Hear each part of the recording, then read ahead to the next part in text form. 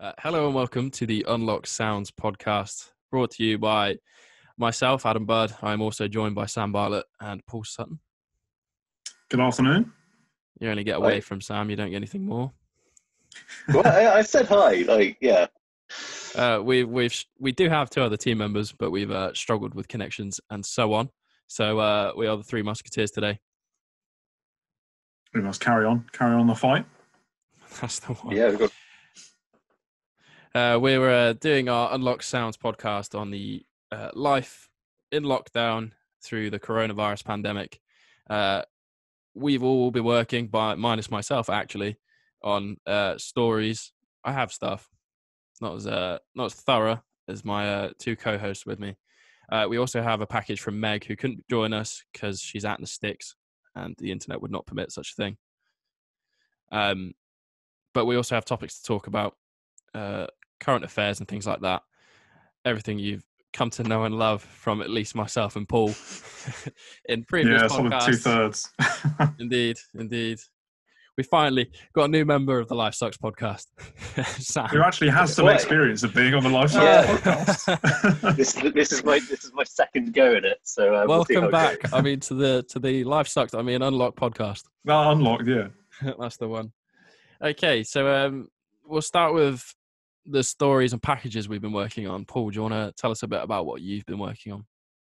Yeah, sure. So this week, it was actually last week that the government announced the Pick for Britain scheme, which meant they were trying to entice people who have been furloughed, young people, to go out and pick crops that are usually picked by from migrants from overseas.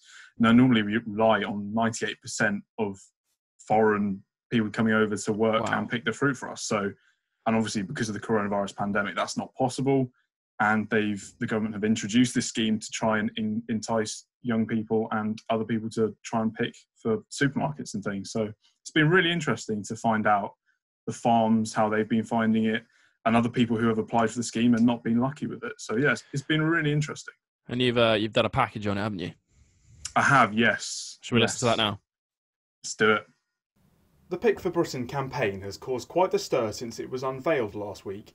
The scheme aims to get British workers to help harvest the fruit and vegetables for supermarkets and restaurants. Usually, up to 98% of fruit and veg pickers come from overseas, with the majority from countries such as Bulgaria and Romania. But obviously, this year, due to the coronavirus pandemic, that is not possible. So, the Government and Environment Secretary George Eustace have called on the British people to sign up to create a land army and to help Pick for Britain. We will need to rely on British workers to lend a hand to help bring that harvest home. And we have launched a new Pick for Britain website. And we believe that those who are furloughed to visit that website and to look at the opportunities that are there. And even Prince Charles, an advocate for sustainable farming, called on British workers to apply. If we are to harvest British fruit and vegetables this year, we need an army of people to help. In the coming months, many thousands of people will be needed to bring in the crops. But, at the height of this global pandemic, you will be making a vital contribution to the national effort. So that doesn't sound too bad. With lockdown starting to be eased, you can spend your whole summer outside picking crops and earning money. But it hasn't been as easy as it sounds. And that's how Adam, who runs YouTube channel Travel Bubble, and Kent online journalist Rebecca have seen it. I wanted to apply for the Pick for Britain scheme because of this, to be able to do some work, and because I predominantly work in a seasonal environment anyway, I thought that it would be something that I could easily kind of transfer skills into. My experience, so I applied for 11 jobs in Kent, where I live, over a sort of 2-week period, and I only heard back from one of them to say that I hadn't got it. Some of the farms that I messaged directly responded saying that they already had applicants, but they might keep you on file. A lot of them I didn't hear back from at all. So the overall experience of it has been very frustrating. And I think that it's a big difference between what they're saying and what the reality of it actually is. But Rebecca had slightly different reasons for her application to the scheme. Well, obviously mine was kind of more motivated by wanting to investigate it, being a journalist. But yeah, I was just quite interested to see how well the scheme sort of was working So yeah, we thought, well, how easy is it to get one of these jobs? Is it just a case of, they need loads of people and they want British people, or is it more complicated than that? One farmer said it was one of the main things was that he didn't want to hire furloughed workers because there's a risk that they'll get their jobs back within the summer and then he won't have any pickers. And that seems to be one of the overarching problems. Many of the people I spoke to had their applications ignored, but it may not be because of the high number of applications, but more around communication between farmers and the scheme itself. Stephen Taylor from Winterwood Farms in Kent, one of the farms signed up to the scheme, says there have been mixed messages regarding what work is actually available. For employers, it's not been made clear when on that site sufficiently clear. They advertise for work at the wrong time. The message was that people need work in April and May, or people needed pickers in April and May, when in fact they need them in July and August. So the message was wrong in the first place, and then led to people applying for thousands of jobs which weren't there. And David George from the National Farmers Union says the situation for farmers and workers is still uncertain, but some have been overwhelmed by the number of applications. Certainly in Gloucestershire is that there has been a good response to the campaign. A lot of people have come on and applied. Obviously, applications doesn't necessarily mean people being offered or taking jobs. So the situation is still somewhat uncertain, but farmers seem to be telling us, at least at the moment, they have got enough people to start picking. Ultimately, if there weren't enough people, then not all the crop would be picked, and a lot of it would go to waste. And obviously, that's something we want to avoid. I contacted the Department of Environment, Food and Rural Affairs about these issues with the scheme, but no one was around to answer my calls. Paul Sutton, Unlocked News, Highcliffe. Okay, so we'll talk a bit about that package, Paul. Did you say 98% of the pickers are foreign? They're not from the UK? Yes. So that just shows how much and how many people the government actually need to pick the fruit and veg. It's outrageous. It's quite is there shocking, a set number, really, isn't it? Of how many people? I think they wanted 70,000, but obviously some migrant workers have been able to come over, but the majority haven't. So obviously they're looking for thousands of people to apply. But obviously, as in that package, they've had a bit of trouble sort of applying for the correct jobs because they've had so many opportunities out there that some people are applying for jobs that aren't really there. So it said in the package about farmers not wanting to take people on because they're fearing that they're going to leave. But surely isn't that what the people that come over from whatever country, you say Bulgaria, I think it was, mainly, isn't that what they do? They're seasonal workers, aren't they? Yes, but the whole problem is that they can't come over because of the coronavirus pandemic. I know, but what's the difference between the people that are here? Why can't they just be a seasonal worker? Exactly. I think that's the big thing. Sort of, we saw in World War II with the land army that people can come together to pick, but normally it's seen as not a very well-paid job. It's long hours, as Prince Charles and others have said, but it's needed and vital for the agricultural and farming industry. Yeah, Sam, would you consider it if you're on furlough and you had all this spare time? Yeah, to jump on it? I'm really lucky because I'm currently furloughed. I work at a theatre, and we're not working at the moment, obviously.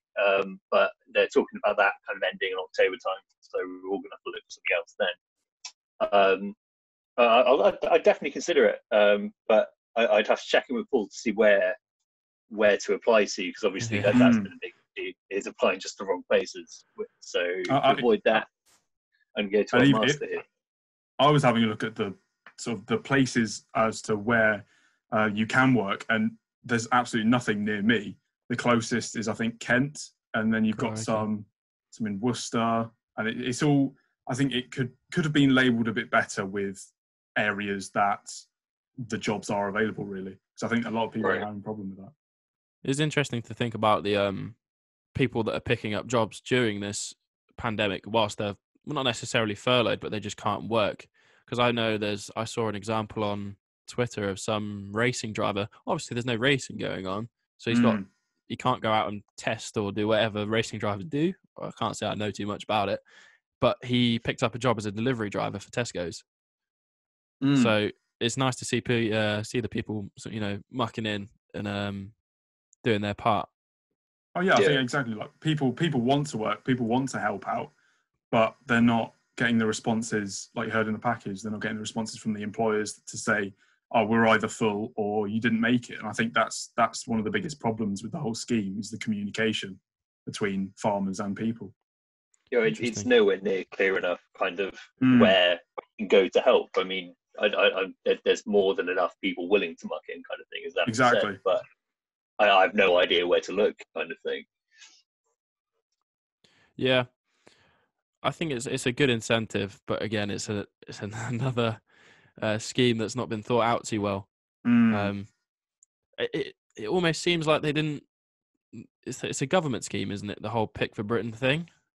So yeah, the government have, with the help of the unions trying to promote it and things, it is a government scheme. It's interesting that they worked with the unions, but they still couldn't get it to come together, you know, with the terms that they want. Because I mean, there's lots of people willing to do it. It's just they haven't got the terms that suit the farmers, it appears. Exactly, and that is the biggest problem. Like in the package with farmers not wanting to get furloughed workers, there's so many people in that position that want to help, and that's quite a large chunk of potential people helping that won't get a job. Yeah, that's true. Excellent. Sam, you've been working on a nice fluffy piece for us, haven't you? I have, yeah. No, so a little bit of background. This is our last news day ever, and for a lot of us, it's going to be our last kind of it's going to be our last time working together. So I decided to do a little piece, kind of talk to people on a course, see how lockdowns affected them, how they're surviving it, and what they're going to miss most about kind of going to the University of Gloucestershire. Yeah, should we have a listen to that package? Let's do it. Yeah. For a lot of us, this week is our last in university. So I checked in to see what people miss most about pre-lockdown, how they survived it, and what they're going to miss most about their time at university.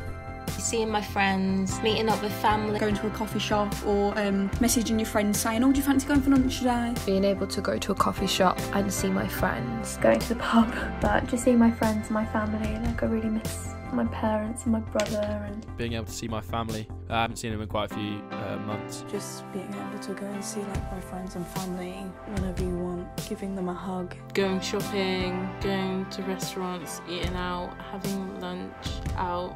Like going to cafes and restaurants and meeting up with my friends. Well, personally, I miss the freedom of being able to go out, do what I want, go and see friends, go to the pub. Probably being able to go wherever I like without restrictions, and then when I'm out, not having to worry about getting too close to other people. What tips do I have for surviving lockdown? To go for a walk every day, and not to sound cliche, but to go for a walk, get outside, because it really does make a world of difference. Going on walks, definitely. Going to the beach. Going to the coastal paths.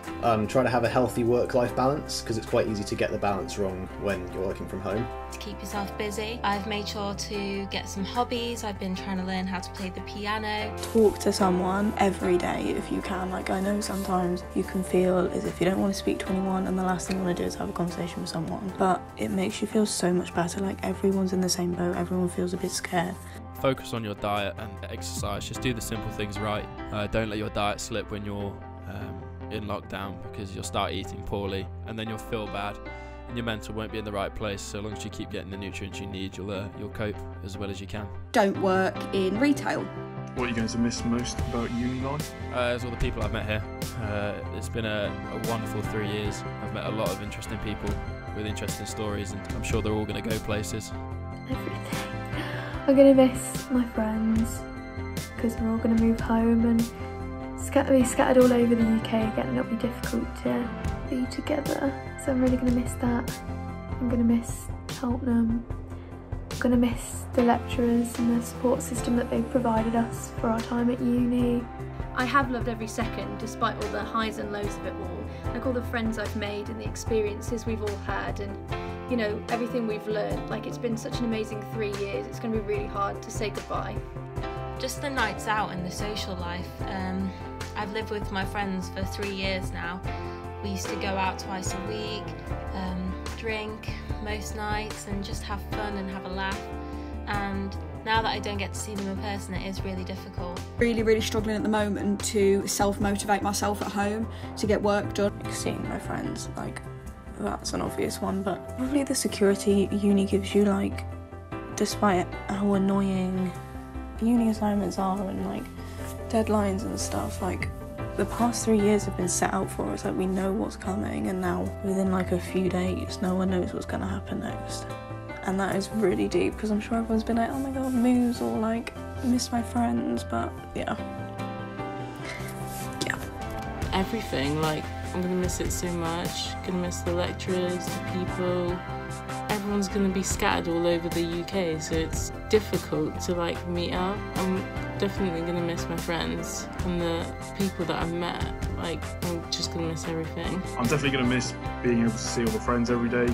Living at uni, it's given me independence, freedom, and just spending time with brilliant people. It's been a laugh, and I'm really gonna miss everyone and miss the support and help that everyone gives, including the lecturers. They've been fantastic, but everyone on the course who are all definitely going on to do great things.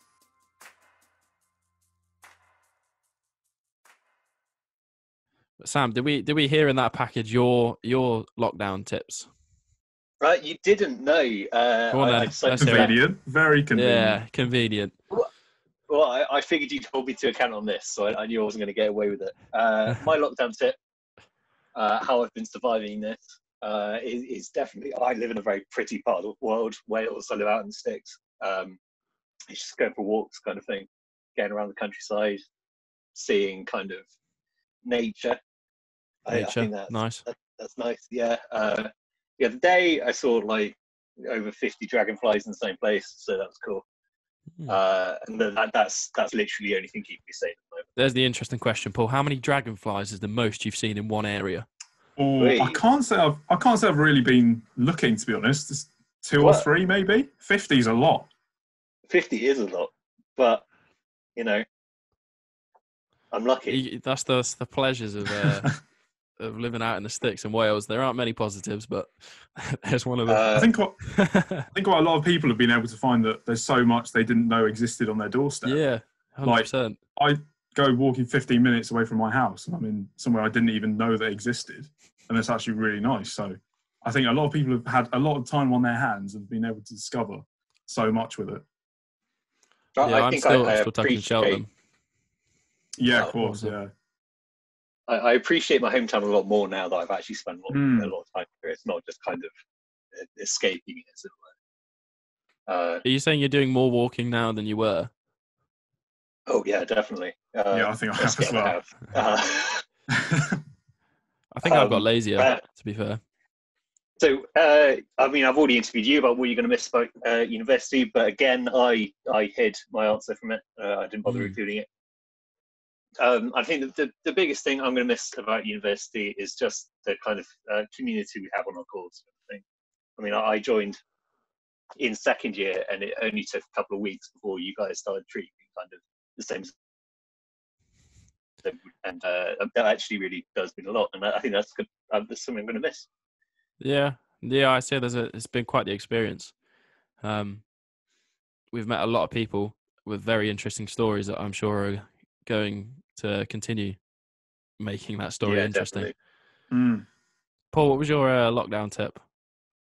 I think mine was to have a routine. Like, it's just been so easy to just sleep in until 12 or 1 or whatever and actually not get anything done. But setting your routines, I've been quite lucky having quite a lot of uni work to do and dissertations and things. So that's kind of motivated me to force me to get up at a certain time and actually achieve stuff with my day. And I think a lot of people have had that trouble. Like, people struggled to sleep, I've seen, and things like that. So it's definitely having a routine is one of the main points. Have you stuck to having a routine?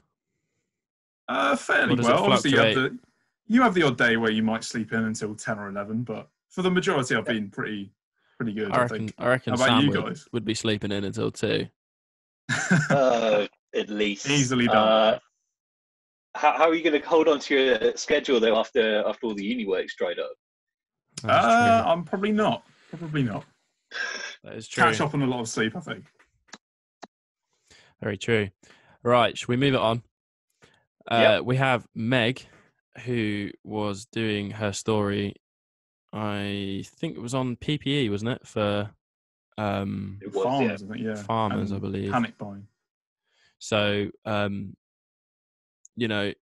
it's quite interesting to think about. Again, the farmers really, really have a lot to say during this pandemic, don't they? So, it's been a very agricultural podcast.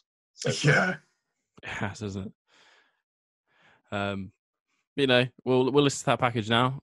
So, unfortunately, Meg isn't here to tell us about her piece or explain what it's about, but we know the rough ground that it is to do with the PPE for the farmers who, like many people on the front line in various departments and, various walks of life, they've not got enough PPE going around. But here's her package.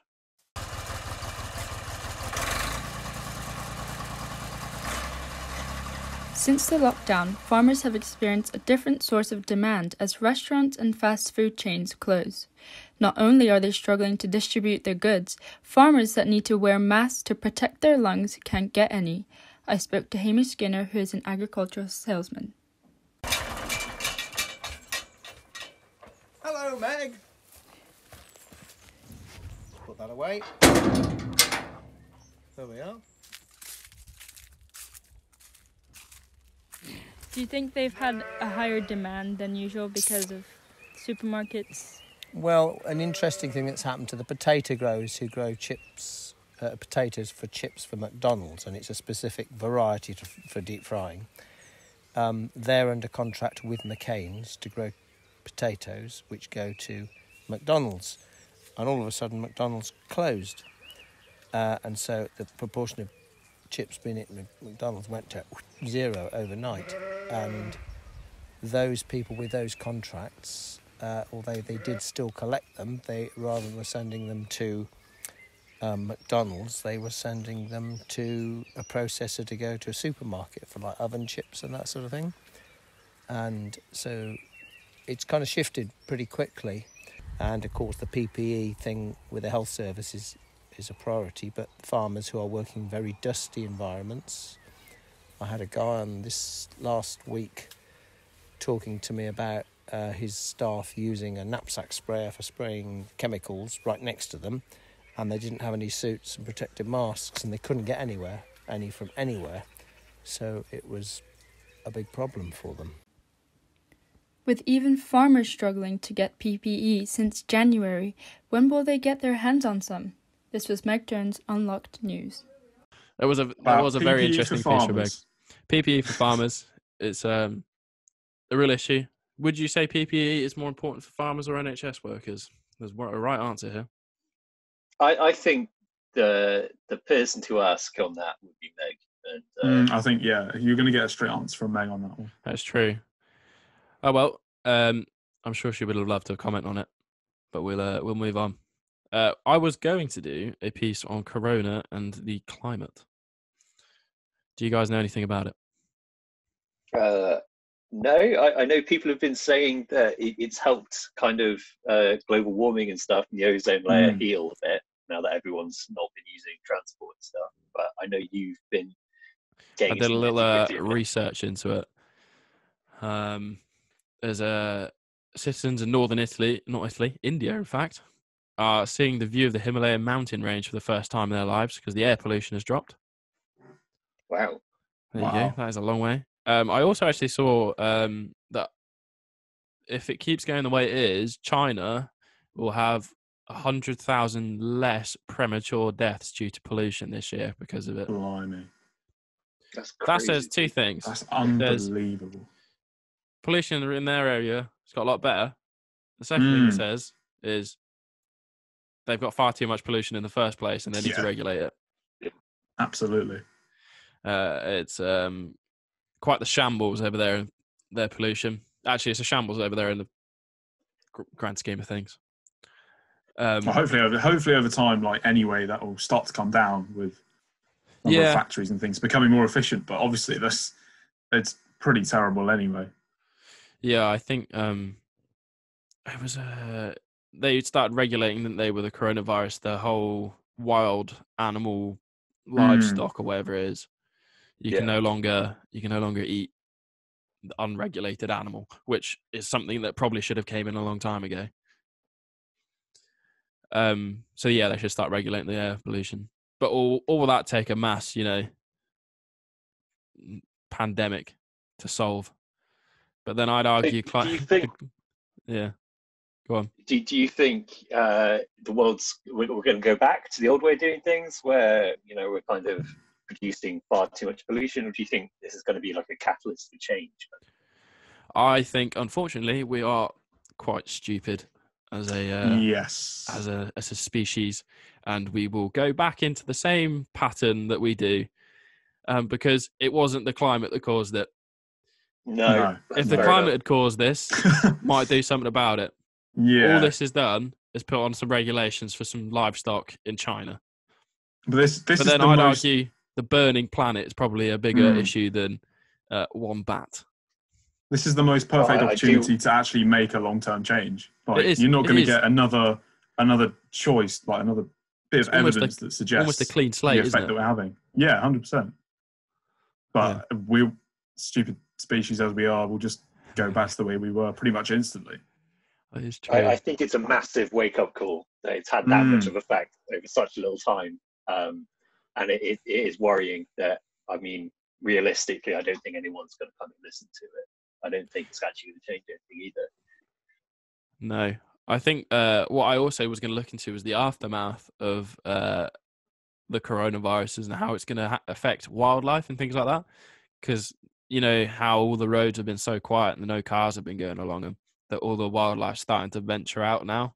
Yeah. And I think a lot of people are going to start driving into deers and whatever and badgers, and because they're thinking, oh, well, they've gone away and it's safe to go across now. And then once everything goes back to normal, they're gonna get mangled. That's but a really it's an interesting thought about think about Venice rivers, the canals. You can now see them. They are not just mud. Great. Excellent. All the sediment has been reduced. Would you like to know how that happens? Go on. Why it's so dusty and mucky? Because of all the boats that go along it, it sort of churns up the dust that would have been settling on the bottom, and it's just floating around, the sediment in the water, which makes it appear so dirty. There you go. I think didn't they also spot dolphins in the rivers and things, or something like that? Something that they haven't seen before. Wildlife is thriving. Correct. And we like that. It's just a shame it's taken a pandemic for that to happen. We don't like that, yeah. Okay. We were going to have another package, but Sabrina unfortunately couldn't join us. So we shall move swiftly on to some current news. Ooh. Dominic Cummings, what do we think of him? Oh, that's okay. The question, you jumped straight isn't into that. Yeah, I'm not going to be about the bush. I don't want to get beaten up by the BBC like Emily Matlis was. So I think he was in the wrong, but the government seems to think that he was entirely within his rights to do what he did, and they're the ones who made the rules. So Yep, one rule for them, one rule for us. That's how it works. Well, quite. I think it's a very murky area. Yeah, they have said that they're going to review the fines they put out for people in similar situations. But I think they had to, really, didn't they? Because otherwise there would have been nowhere else to turn. And I'm surprised Boris has tried to stick this one out. I think in any other case, a minister would have been sacked. But I think with Dominic Cummings, with the way that he's sort of changed and disrupted British politics in terms of Brexit, maybe the Prime Minister fears him outside of his cabinet, because he could cause another, essentially another revolution in politics. You just don't know. And I think he wanted to keep him there rather than let it happen. The strange thing is, as well, though, is that it's not like he's an elected official that they can't get rid of because of one of the people. He's a private contractor, effectively, brought in as a special advisor. So that they are well within their rights to fire him if they feel like he has jeopardised his role by breaking lockdown restrictions. And it's very interesting that they haven't done that, despite the fact that it would be entirely normal for them to do so.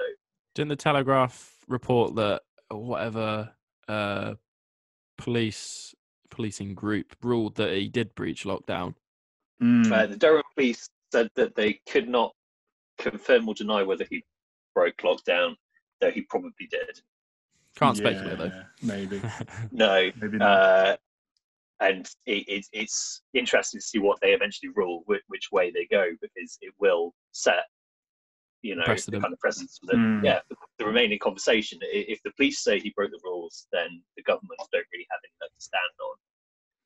Yeah. Also, quick question. Would you guys travel 60 miles to test your eyesight with your child and wife in the car with you? Do you know what I might do? I'd get a tennis ball, go outside, throw it up in the air. If I caught it, my eyesight's fine. Do you know what that's equivalent to taking your child out into the garden and then just going, is my eyesight all right? And then throwing the tennis ball at them. A particularly strange thing as well is that Michael Gove was asked about it. Oh, he said, he's done it several times to string around to test his eyesight. And then he tried to backtrack and think, oh my God, what have I actually just said?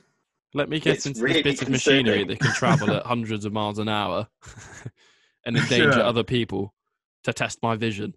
Go to the opticians. Get one of those little things that say, read the letters. How you test your vision. You don't get in the car. Watch TV or something. You don't need to drive a car for 60 miles. Exactly. Honestly. Excellent. There we go. That was current news.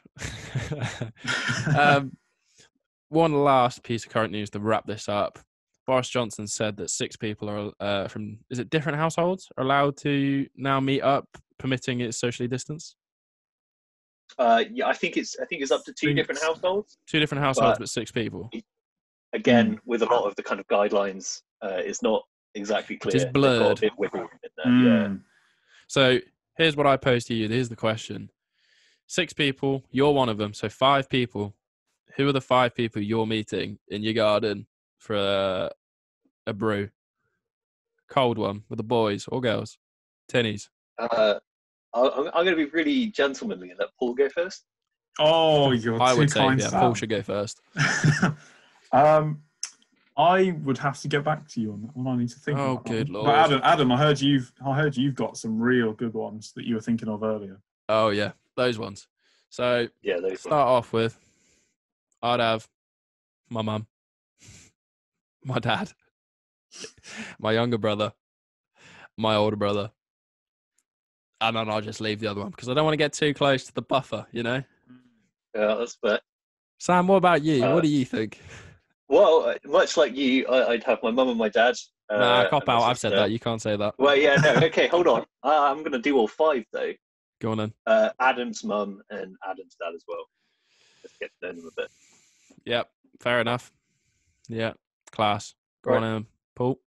I'd go for my mum, my dad. You're in your house. Sister. You can't. Yeah, but I'd see my friends 100% and uni and things if that was allowed. You wouldn't even want to see me, Paul. That is heartbreaking. obviously, you, Adam. To tell you. And Sam as well. All of you guys. Wow. Okay, I feel honoured to be part of that family. What a bloke. Right, so there's our 6. I would say tweet us. We're not in charge of the social media, so tweet us if you like. I don't really mind. Do you 2 have any parting words for the Unlocked Sounds listeners? I'd like to say thank you so much for listening for us over the course of the last 3 years. Like, some of the content we've produced has been terrible from me at the start. Shoddy. And then Yeah.